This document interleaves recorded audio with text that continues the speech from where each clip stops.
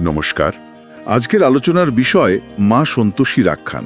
হ্যাঁ, খুব ইন্টারেস্টিং একটা বিষয়। একদমই। হিন্দু লোকবিশ্বাসে ধরুন উত্তর ভারত, মহারাষ্ট্র বা আমাদের বাংলাতেও এর পুজো কিন্তু বেশ দেখা যায়। সন্তুষ্টির দেবী বলা হয় তাকে। ঠিক। আমরা চেষ্টা করব তার গল্পের মূল দিকগুলো কি, আর এর সাংস্কৃতিক তাৎপর্যটাই বা কোথায়। নিশ্চয়ই। আমরা যখন পুরনো দেবদেবীর কথা ভাবি, মা সন্তোষীর পরিচিতি কিন্তু তুলনামূলকভাবে অনেক পরে বেড়েছে, ধরুন এই বিংশ শতাব্দীর মাঝামাঝি সময় থেকে। একদম, এটা কিন্তু আমাদের চিরাচরিত পৌরাণিক ধারণার থেকে একটু আলাদা। তাই তো। আর গল্পের মূল ধাঁচটা সেটা অবশ্য বেশ চেনা লাগে। প্রায়ই দেখা যায় কোনো ভক্ত হয়তো খুব দুঃখ কষ্টে আছেন, তিনি মা সন্তোষীর ব্রত ধরছেন। শুক্রবার করে ব্রতটা হয়। নির্দিষ্ট কিছু জিনিস লাগে, যেমন ধরুন গুড় চিড়ে, কাঁচা কলা, মিষ্টি ফল, পান সুপারি। আর একটা বড় নিয়ম হলো টক জিনিস একদম মানা। হ্যাঁ, টকটা কঠোরভাবে বর্জনীয়। বিশ্বাসটা হলো যে খুব নিষ্ঠা করে নিয়ম মানলে দেবী সন্তুষ্ট হন আর ইচ্ছে পূরণ করেন। হ্যাঁ, আর এই সূত্রের গভীরে যদি যাই, প্রথমে দুঃখ ভোগ, তারপর সেটা থেকে বেরোনোর জন্য একটা অবিচল বিশ্বাস, ভক্তি আর নিষ্ঠা ভরে ব্রতটা করা। ঠিক। গল্পগুলোতে খুব সাধারণ জীবনের সমস্যা উঠে আসে, তাই না?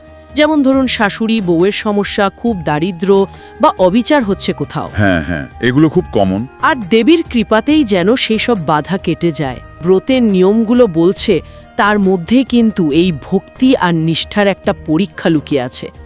ভক্তের নিজের ইচ্ছা শক্তি, তার জয় দেখানো হয় দেবীর আশীর্বাদের মাধ্যমে। আচ্ছা, তাহলে এই যে এত মানুষের বিশ্বাস, এর সামাজিক দিকটা কি? পুরনো শাস্ত্রে তো তেমন উল্লেখ নেই বলছেন। তাহলে কেন এটা বিশেষ করে মহিলাদের মধ্যে এত জনপ্রিয় হলো? এর একটা বড় কারণ হলো ব্রতটা খুব ঘরোয়া, বাড়িতেই করা যায়, নিয়ম কানুনও বেশ সরল। আচ্ছা। আর বিশেষ করে যে মহিলারা রোজকার জীবনে অনেক অসুবিধা, বঞ্চনা বা হয়তো আশাভঙ্গের মধ্যে দিয়ে যান, তাদের কাছে মা সন্তোষীর গল্পটা একটা নতুন আশার মতো। হ্যাঁ, এটা বুঝতে পারছি। এটা অনেকটা নারী কেন্দ্রিক একটা ধর্মীয় আস্থা হিসেবে উঠে এসছে। লোকবিশ্বাসেরই প্রতিফলন এটা। পুরাণ বা বেদে সেভাবে উল্লেখ না থাকলেও মানুষের মুখে মুখে ফেরা গল্প আর নিজেদের অভিজ্ঞতা, এগুলোর ভিত্তিতেই এর জায়গাটা বেশ পাকা হয়েছে। কিন্তু এর কি কোনো অন্য দিক নেই? কোনো সমালোচনা বা অন্যরকম মত? হ্যাঁ, তা তো আছেই। যেহেতু এর উৎসটা অপেক্ষাকৃত নতুন আর প্রথাগত শাস্ত্রের সরাসরি উল্লেখ পাওয়া যায় না, তাই কেউ কেউ এটাকে একদম লোকগাথা হিসেবেই দেখেন।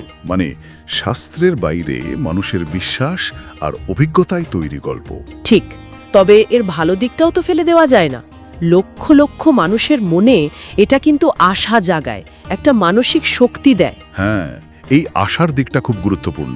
আর এই আশাতে শুধু যে অলৌকিক কিছু ঘটবে তার অপেক্ষা তা নয়, এটা রোজগার জীবনের চাপ সামলানোর জন্য একটা মেন্টাল সাপোর্টও বটে।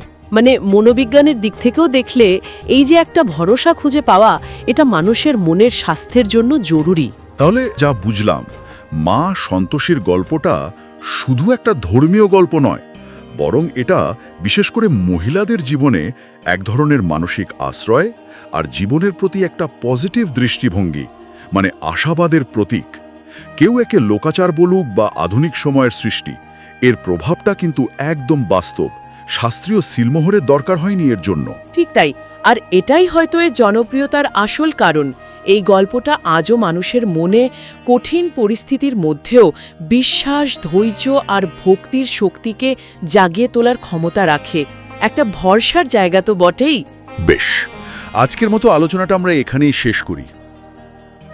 এখানেই শেষ হলো আমাদের আজকের পর্ব। কেমন লাগলো আজকের পর্ব? কমেন্টের মাধ্যমে আপনার মূল্যবান মতামত জানাতে কিন্তু ভুলবেন না। আর ভালো লাগলে অবশ্যই লাইক করুন এবং সাবস্ক্রাইব করুন ভক্তিপিডিয়া, এবং পাশে থাকা বেল আইকনটি ক্লিক করে নোটিফিকেশান অল করে দিন, যাতে একটিও ভিডিও রিলেটেড আপডেট মিস না হয়। এবং শেয়ারের মাধ্যমে আপনার আত্মীয় স্বজন এবং বন্ধুবান্ধবদের শোনার সুযোগ করে দিন। সকলে ভালো থাকবেন, সুস্থ থাকবেন। নমস্কার।